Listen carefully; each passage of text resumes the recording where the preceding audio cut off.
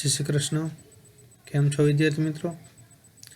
Excellent English પાઠ્યપુસ્તકની video સિરીઝમાં આજે આપણે ધ વાઇલ્ડ સેવિયર પાર્ટ 3 છે, ત્રીજો ભાગ છે. આપણે લાસ્ટ ભાગ છે આપણે જોવા જઈ રહ્યા છીએ. આજે નીલકંઠ કોમર્સ સ્કૂલ મોરબી તમારા બધાનું સ્વાગત કરે છે. વિદ્યાર્થી મિત્રો, ખાસ કરીને તમને આ વિડીયો છે ગમે તો લાઇક, શેર અને સબસ્ક્રાઈબ કરજો. બીજા વિદ્યાર્થી મિત્રો છે એને મોકલવા માટે શેર કરજો. એની લિંક છે જેથી કરીને એ વિદ્યાર્થી પણ છે એ જોઈ શકે. અને સબસ્ક્રાઈબ કરી લેજો કે જેથી કરીને દરેક વિડીયો છે એની તમને નોટિફિકેશન છે મળતી રહે, કે વિડીયો છે તમે ચૂકી જાઓ નહીં. અને તમે ખાસ કરીને લાઇક કરી લેજો કે જેથી કરીને તમને ઝડપથી એ વિડીયો છે એ મળી જાય. મને પણ ઉત્સાહ રહે કે ભાઈ હું પણ આવા બીજા વિડીયો છે એ બનાવીને મૂકું. અને મને પણ આનંદથી હું તમારો પણ સપોર્ટ હશે તો હું બીજા વિડીયો છે પણ બનાવવાનો હું પ્રયત્ન કરું જ છું. અને મેં ચાલુ કર્યું છે દરેક વસ્તુ, દરેક ટૉપિક છે ઇંગ્લિશના એ ઇઝી બનાવવાના છે, સહેલા બનાવવાના છે. એટલા માટે આપણે ધોરણ 11 અને 12ની અંદર વિદ્યાર્થીઓ છે, જે વિદ્યાર્થીઓ નબળા છે, જે ખરેખર વિડીયો છે શાળાએ નથી જઈ શકતા, એની ફી છે એ ભરી નથી શકતા કેપેબિલિટીના લીધે, એની એની ક્ષમતા નથી એટલા માટે. અને એ પોતે વિદ્યાર્થી મિત્રો અમુક વાર એવું પણ બને છે કે શિક્ષકો છે સરકારી સ્કૂલની અંદર હોય તો કદાચ એવું બને કે ક્યારેક લેક્ચર ઇરેગ્યુલર હોય અથવા તો ક્યારેક પોતે પણ જોઈન ન કરી શક્યા હોય લેક્ચર છે. તો એ વિદ્યાર્થી મિત્રો એને આ વિડીયો સિરીઝ છે એ ખૂબ જ ફાયદાકારક રહેશે. તો વિદ્યાર્થીઓ છે એને પણ તમે મોકલજો કે જેથી કરીને તે પણ આનો લાભ લઈ શકે. વિદ્યાર્થી મિત્રો, આજે આપણે પાર્ટ 3 છે એ હવે શરૂઆત કરીશું. હવે ધ વાઇલ્ડ સેવિયર એટલે કે વન્ય રક્ષક, એમાંથી આપણે પાર્ટ 1 અને 2 છે એમાં આપણે જોયું હતું. પાર્ટ 1ની અંદર છે એ અલીભાઈ છેલ્લે છે લંચ લેવા માટે, બપોરનું લંચ છે, બપોરનું ભોજન છે લેવા માટે પોતે બેસે છે. અને ત્યારે છે એ એક ઘુરકવાનો અવાજ આવે છે. અહીંયા આપણે સ્ટોરી પૂરી થઈ હતી એને ઘુરકવાનો અવાજ છે એ રીંછનો હતો એવી ખબર પડી. પછી પાર્ટ 2 છે એની અંદર મધર લેપર્ડ અને રીંછ છે બંને વચ્ચે ખૂબ જ મોટો એવો ઘમાસાણ એવો ઝઘડો થઈ ગયો હતો, ચાલુ થઈ ગયો હતો, એવું આપણે છેલ્લે છે જોયું હતું પાર્ટ 2ની અંદર. પાર્ટ 3 છે એની અંદર આપણે આગળ શરૂઆત કરવા જઈ રહ્યા છીએ. ખાસ કરીને વિદ્યાર્થી મિત્રો, આ વિડીયો જુઓ ત્યારે પાઠ્યપુસ્તક સાથે રાખજો કે જેથી કરીને વારંવાર હું કહેતો રહું છું પણ તમે ખાસ કરીને એ ભૂલાઈ જાય. પાઠ્યપુસ્તક છે બાજુમાં રાખો કે જેથી કરીને તમે દરેક મિનિટ છે એનું નોટિફિકેશન નોટ ડાઉન કરતા જાઓ.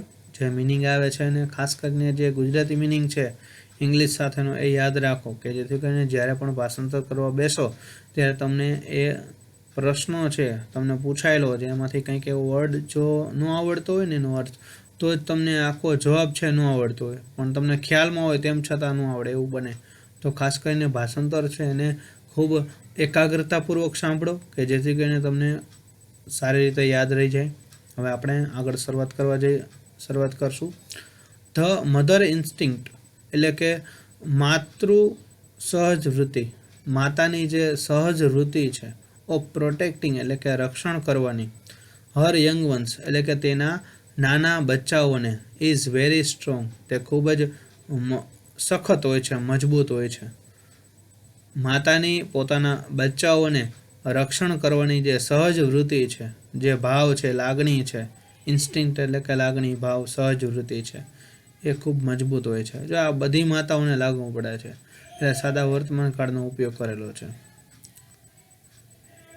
Alibhai, she is always ready to fight unto death for her young ones એટલે કે તેણી હંમેશા રેડી હોય છે, તૈયાર હોય છે. ટુ ફાઇટ એટલે કે લડવા માટે, અન્ટુ એટલે કે ત્યાં સુધી, ડેથ એટલે કે મૃત્યુ, ફોર હર યંગ વન્સ તેના નાના બચ્ચાઓ માટે. નાના જે બચ્ચા છે એને મૃત્યુ સુધી લડવા માટે તે એની હંમેશા છે તૈયાર હોય છે. એટલે કે માતા છે એના બચ્ચાઓને બચાવવા માટે પોતાનો પણ જીવ છે આપી દઈ શકે છે. સૈદ રામસિંહ, આવું કોણે કહ્યું તો કે રામસિંહ છે એને કહે છે. Yes you are right said the mother, માતા છે એને કહે છે કે હા તમે સાચા છો. લવિંગલી એટલે કે પ્રેમપૂર્વક. લુકિંગ એટલે કે જોઈને. એટ ધ સ્માઇલિંગ ફેસ એટલે કે હસતા ચહેરાઓ ઓફ નીલમ એન્ડ અર્જુન. જો નીલમ અને અર્જુન છે નાના બચ્ચાઓ છે એના ત્યાં બેઠા છે અને એના તરફ એના જે હસતા ચહેરા છે એના તરફ જોઈને માતા છે કહે છે કે હા તમે સાચા છો, કે બચ્ચાઓ એના જે બાળકો છે એને હંમેશા આપણા જે મમ્મી છે એ ઈશ્વરનું બીજું સ્વરૂપ છે. ભગવાને છે એ પોતે દરેક જગ્યાએ દરેક ઘરની અંદર એ પોતે આવી ન શકે, હેલ્પ ન કરી શકે, એટલા માટે એને મા બનાવેલી છે. અને માતા છે એ હંમેશા તેના બાળકો છે એનું રક્ષણ કરવા માટે, એનું જતન કરવા માટે એ કોઈ પણ ભોગ છે એ આપી શકે છે. જોઈએ આગળ કે અલીભાઈ કન્ટિન્યુડ. અલીભાઈએ સતત ચાલુ રાખ્યું પોતાની વાર્તા છે એને કીધી કે ધ હ્યુઝ બિયર. પછી શું થયું તો કે આ જે મોટું રીંછ છે કેવું તો કે 3 times ધ સાઇઝ એટલે કે 3 ગણા કદનું. સાઇઝ એટલે કે કદ. 3 ગણા કદનું છે આ મોટું રીંછ ઓફ ધ મધર લેપર્ડ એટલે કે માદા હિમચીતો છે એના જે કદથી 3 ગણા કદનું આ મોટું રીંછ સ્ટૂડ અપ એટલે કે ઊભું થયું. ઓન ઇઝ હિન્ડ લેગ્સ તેના પાછળના પગ. જો આ હિન્ડ એટલે કે પાછળનું, તેના પાછળના પગ ઉપર છે એ ઊભું થયું. હી સ્ટ્રેચ્ડ આઉટ. સ્ટ્રેચ્ડ આઉટનો અર્થ થશે લંબાવું, લાંબા કરવા. હી સ્ટ્રેચ્ડ આઉટ હિઝ બિગ પાવ. તેના જે મોટા પંજા છે એણે લંબાવ્યા. વિથ સ્ટ્રોંગ એટલે કે મજબૂત એવા. શાર્પ નેલ એટલે કે અણીદાર નખ સાથેના જે પંજા છે એને લંબાવે છે. આ આ રીંછ છે એ. હી શોવડ એટલે કે બતાવ્યું. હિઝ ટીથ એટલે કે તેના દાંત છે એને બતાવ્યા. એન્ડ ગ્રોલ્ડ અને તે ઘુરક્યું. જ્યાં પેલું રીંછ છે એ પોતાના દાંત છે એને બતાવે છે અને પોતે ઘુરકે છે એના સામે. ધ મધર સ્નો લેપર્ડ એટલે કે માદા હિમચીતો લુકડ એટ હિમ એટલે કે તેના તરફ જોયું. ફોર અ સેકન્ડ થોડી સેકન્ડો માટે. સ્નાર્લ્ડ એટલે કે ગુસ્સાથી ગર્જના કરી, મોટી ગર્જના કરે છે ગુસ્સાપૂર્વક. એટલે ગુસ્સાપૂર્વક જે ગર્જના કરે એના માટે સ્નાર્લ્ડ શબ્દ છે વપરાય છે. વિથ અ લીપ એક કૂદકા સાથે. નોક ડાઉન એટલે કે પછાડી દીધું. ધ બ્લેક મોન્સ્ટર આ જે કાળું રીંછ છે, કાળો રાક્ષસ છે એને એક જ પંજા સાથે, એક જ કૂદકા સાથે શું કરી દે છે અહીંયા પછાડી દે છે. ધ હોલ વેલી એટલે કે આખી ખીણ છે. ઇકોડ એટલે કે પડઘા પડ્યા. વિથ ધ સાઉન્ડ એટલે કે અવાજ સાથે ઓફ ધેર ફાઇટ તેઓની લડાઈના. કારણ કે તમે આગળ જ આપણે ડિસ્ક્રિપ્શનમાં જોયું હતું વર્ણનમાં કે ખીણમાં બીજે ક્યાંય કાંઈ અવાજ આવતા ન હતા સિવાય કે પક્ષીઓના કલરવના. અને અત્યારે છે આ બંને વચ્ચે ખૂબ જ એકબીજા સામે ઘુરકવાનો અવાજ અને જે લડવા ઝઘડવાના અવાજ છે એ તેઓના લડવાના અવાજ છે એના પડઘા છે આખી ખીણમાં પડ્યા હતા. ધ સ્નો લેપર્ડ માદા ચિત્તો હિમચિત્તો વોઝ સ્વિફ્ટ. સ્વિફ્ટ એટલે શું થશે? ઝડપી. સ્વિફ્ટ નામનું પક્ષી પણ છે કે જે સૌથી ઝડપી ઉડનારું પક્ષી છે. એના ઉપરથી સ્વિફ્ટ શબ્દ વપરાયેલો છે. અને સ્વિફ્ટ છે એ ટૂંકમાં ગાડી પણ છે સ્વિફ્ટ, એના માટે શબ્દ વપરાયેલો છે. સ્વિફ્ટ એટલે કે ઝડપી. માદા હિમચિત્તો છે શું હતો તો કે ઝડપી હતો, ચપળ હતો. એન્ડ જમ્પડ અને કૂદતો હતો. ફ્રોમ સાઇડ ટુ સાઇડ એટલે કે દરેક બાજુ શું કરે છે તે કૂદતો હતો. ટીયરિંગ અવે એટલે કે ચીરી નાખતો. બિગ પીસીસ એટલે કે મોટા ટુકડાઓ ઓફ બ્લેક ફરી સ્કિન એટલે કે કાળી રૂંવાટીવાળી ચામડીના. ઓફ ધ બિયર એટલે કે રીંછની જે કાળી રૂંવાટીવાળી જે ચામડી છે એના મોટા ટુકડાઓ છે ચીરતા આજુબાજુ છે કૂદતો હતો. અને જે હિમચિત્તો છે ઝડપી હતો. જો ઝડપી છે એટલે પેલું જે રીંછ છે કારણ કે મોટા કદનું છે, જાડું હોય એટલે પોતે કંઈ મૂવમેન્ટ છે કરી ન શકે, પણ ચિત્તો છે એ પાતળો છે અને પોતે લચક છે ઝડપથી લઈ શકે છે. એટલા માટે આ ચિત્તો છે ઝડપથી આજુબાજુમાં શું કરે છે તો કે ચિત્તો છે કૂદે છે અને તેની જે ચામડી છે એને નોચી લે છે. અને પેલું રીંછ છે એ કંઈ કરી શકતું નથી. તો બલ્કી એટલે શું થશે તો કે કદાવર, મોટા કદનું. એન્ડ સ્લો બિયર, સ્લો એટલે કે ધીમું, કારણ કે મોટું કદ છે, જાડું છે, એટલે ખૂબ ઝડપથી પોતે કોઈ પણ કાર્ય છે એ કરી શકે નહીં. એટલે કે કદાવર અને આ ધીમું રીંછ ફેલ્ડ એટલે કે નિષ્ફળ રહ્યું. ટુ ઇન્જ્યોર એટલે કે ઈજા કરવા માટે. હિઝ એનિમી, તેના દુશ્મનને છે ઈજા કરવા માટે તે નિષ્ફળ રહ્યું, કારણ કે પોતે જે કંઈ કરી શકે નહીં. આમ ફરે તો આમ વયું જાય ચિત્તો છે, આમ ફરે તો આમ ચિત્તો વયો જાય, એટલા માટે. ધ ફાઇટ લાસ્ટેડ, આ યુદ્ધ છે એ છેલ્લે સુધી ચાલ્યું. ફોર અબાઉટ 10 મિનિટ્સ, એટલે કે લગભગ 10 મિનિટ સુધી આ યુદ્ધ છે ચાલ્યું. ત્યાર પછી આગળ જોઈએ કે ધ બિયર વોઝ બ્લીડિંગ, આ રીંછ છે એ લોહી લોહાણ થઈ રહ્યું હતું. હિયર એન્ડ ધેર, અહીં તહીં, અહીંયા ને ત્યાં બધી જગ્યાએ છે આ રીંછ છે લોહી લોહાણ થઈ ગયું હતું. વેનેવર, જ્યારે પણ, ધ લેપર્ડ અટેક, હવે જો રીંછ છે પોતાના જે પ્રોટેક્શન ઝોનમાં આવવા માંગે છે, એટલે કે જ્યારે પણ ચિત્તો છે એ અટેકડ એટલે કે હુમલો કરતો, the bear lifted his huge paw, તેનો જે મોટો પંજો છે એ ઊંચકતું. ટુ કવર હિઝ ફેસ, પોતાનો ચહેરો છે એ કવર કરવા માટે, ઢાંકવા માટે. The bear was now trying, હવે પ્રયત્ન કરી રહ્યું હતું. ટુ એસ્કેપ એટલે શું થશે તો કે ભાગવાનો, હવે ભાગવાનો પ્રયત્ન કરી રહ્યું હતું. ટુ સેવ હિઝ લાઈફ, તેમનું જીવન બચાવવા માટે. તે બોથ મૂવ્ડ ફર્ધર એન્ડ ફર્ધર, તેઓ બંને છે એ આગળ અને આગળ, ફર્ધર એટલે કે આગળ ને આગળ જતા હતા. ટીલ ધે અપિયર્ડ, તેઓ અદૃશ્ય થાય ત્યાં સુધી. અરાઉન્ડ ધ હ્યુઝ માઉન્ટેન, એટલે કે મોટા પર્વતની ફરતે તેઓ અદૃશ્ય થાય ત્યાં સુધી આગળ ને આગળ તેઓ છે જતા હતા.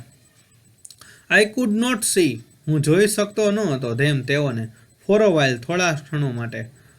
બટ આઈ કુડ હિયર, પણ હું સાંભળી શકતો હતો. ધ ગ્રોલ્સ એટલે કે ઘુરકવાનો અવાજ, અને સ્નાર્લ્સ એટલે કે ગુસ્સાની ગર્જનાઓ અને ઘુરકવાના અવાજો છે હું સાંભળી શકતો હતો. ધેન, ત્યારબાદ, ધ વેલી વોઝ કામ, એટલે કે ખીણ છે શાંત થઈ ગઈ. ક્વાઇટ, કામ એન્ડ ક્વાઇટ એટલે બંનેનો અર્થ શું થશે? શાંત. વન્સ અગેન, ફરીથી છે આ ખીણ છે એ અસીમ શાંતિ થઈ ગઈ હતી. ધ મધર રીઅપિયર્ડ, એટલે કે માતા છે એ પુનઃ દેખાય.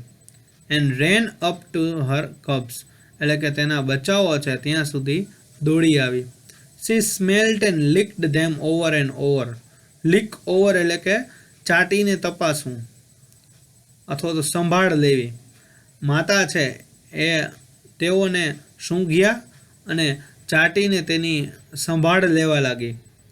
અગેઇન, ફરીથી. ટુ મેક શ્યોર, ખાતરી કરવા માટે. That they were not hurt, તેઓ ઈજા પામ્યા ન હતા. બાય ધ બિયર, રીંછ દ્વારા તેઓ ઈજા તો પામ્યા નથી ને, એની ખાતરી કરવા માટે તેઓ ફરી છે એને ચાટીને તેની સંભાળ લેવા લાગી અને તેને સૂંઘવા લાગી. ધ થ્રી એટલે કે ત્રણેય એટલે કોણ તો કે ધ મધર્સનો leopard and her 2 tiny cubs. The three, ત્રણેય, ધેન ત્યારબાદ, ક્લાઇમ્બ અપ એટલે કે ચડી ગયા, ધ માઉન્ટેન એટલે કે પર્વત પર, એન્ડ ડિસઅપિયર્ડ અને અદૃશ્ય થયા. ત્રણેય છે એ પર્વત ઉપર ચડી જાય છે અને અદૃશ્ય થઈ જાય છે. હવે બને છે એવું વિદ્યાર્થી મિત્રો કે આપણે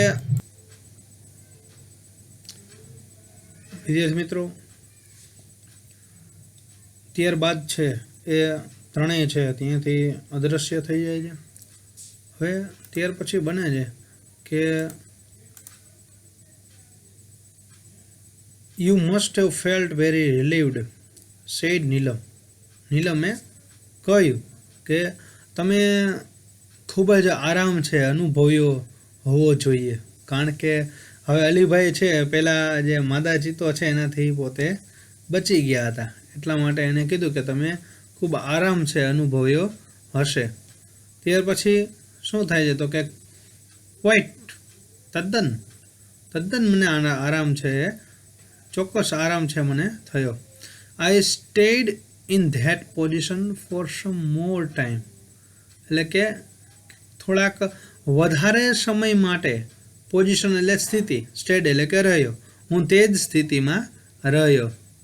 એન્ડ વોચડ અને જોયા, ધ ફેમિલી પરિવારને, ડિસઅપિયરિંગ એટલે કે અદૃશ્ય થતું, ઇન ધ વુડ્સ એટલે કે જંગલોમાં, વેવિંગ એટલે કે ફરકાવતું, ધેર ટેલ્સ એટલે કે તેઓની પૂંછડીઓ, તેઓની પૂંછડી છે હલાવતા હલાવતા આ પરિવાર છે અને જંગલમાં અદૃશ્ય થતો જોયો.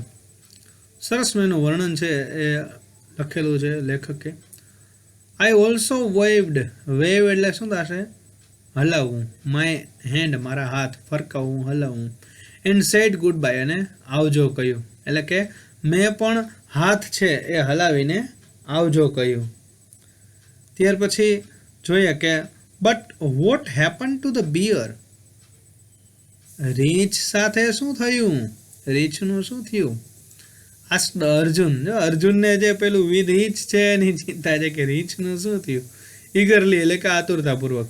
પણ અલીભાઈ છે એને જવાબ આપે છે કે ગોડ નોઝ, ભગવાન જાણે, ઓલ આઈ નો, હું જે જાણું છું, ઇઝ ધેટ એ છે, the coming of the bear એટલે કે રીંછનું આવવાનું, વોઝ અ બ્લેસિંગ એક આશીર્વાદ હતું, ફોર મી મારા માટે રીંછ આવ્યું એક આશીર્વાદ રૂપ બની ગયું હતું. બિકોઝ કારણ કે ઇટ રિયલી સેવ્ડ મી, તેણે ખરેખર મને બચાવી લીધો. આઈ થેન્ક ગોડ, હું ભગવાનનો આભાર માનું છું, ફોર સેવિંગ ધ કબ્સ એટલે કે બચ્ચાઓને બચાવવા માટે, એન્ડ મી ટુ અને મને પણ બચાવવા માટે અને બચ્ચાઓને બચાવવા માટે હું ભગવાનનો આભાર માનું છું. આવી રીતે છે આ સ્ટોરી છે અહીંયા પૂરી થઈ છે. વિદ્યાર્થી મિત્રો આપણે 3 ભાગ છે એ અહીંયા આ યુનિટ છે એના પૂરા કર્યા છે. વિદ્યાર્થી મિત્રો થેન્ક યુ તમને બધાને કે તમે આ વિડીયો છે એને સંપૂર્ણ વ્યવસ્થિત રીતે જોયો. અને વિદ્યાર્થી મિત્રો વારંવાર છે વિડીયો જો કે જેથી કરીને તમે એ વિડીયોનો અર્ક, તમે જે યુનિટ છે એનો અર્ક છે તમે લઈ શકો અને સારા માર્ક્સ છે એ તમે કવર કરી શકો. જેટલું તમારું વોકેબ્યુલરી છે, શબ્દ ભંડોળ છે એ પાવરફુલ હશે એટલું જ તમારું ઇંગ્લિશ છે પાવરફુલ થવાનું છે. રેડી? એટલે ખાસ કરીને વધારે ધ્યાન આપો, સંપૂર્ણ શાંતિપૂર્વક વિડીયો જુઓ અને એનો અર્થગ્રહણ છે એ કરવાનો પ્રયત્ન કરો. કાંઈ પણ પ્રોબ્લેમ હોય તો તમે મારા વોટ્સઅપ નંબર ઉપર મારો કોન્ટેક્ટ કરી શકો છો અથવા તો જીમેલ ઉપર તમારી ક્વેરી છે મને મોકલી શકો છો. ધોરણ 11 અને 12ના તમારે અન્ય છે ટોપિક ઉપર પણ જો કોઈ ક્વેરી હોય તો હું એ પણ વિડીયો છે તમે મને શેર કરજો, કોમેન્ટ કરજો કે જેથી કરીને હું એ પણ વિડીયો બનાવવાનો હું પ્રયત્ન કરીશ. થેન્ક યુ વન્સ અગેન વિદ્યાર્થી મિત્રો. વિડીયો ગમે તો લાઇક, શેર અને કોમેન્ટ કરજો. Thanks for watching.